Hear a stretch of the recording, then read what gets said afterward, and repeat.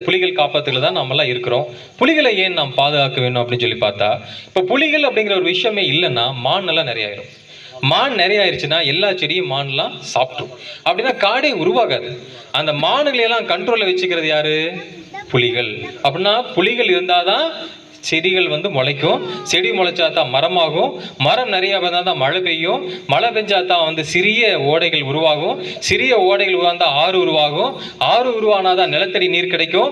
நிலத்தடி நீர் இருந்தாதான் நீங்க போர் பம்ப்ல தண்ணி அடிச்சா வரும். உங்க குழாயில தண்ணி வரும்.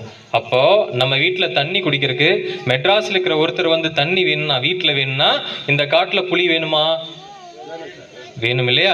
அதனால புலிகளை நாம் பாதுகாக்க வேண்டும். நம்முடைய அடிப்படையான அந்த தண்ணீர் வேண்டும் என்றால், இந்த உலகத்துக்கே நாம் தண்ணீர் கொடுக்கணும்னா இந்த காடுகளை நாம பாதுகாக்கணும். சரி, அடுத்ததாக நம்ம உங்களுக்கு எல்லாத்துக்குமே தெரியும், அழகு தெரியுமா?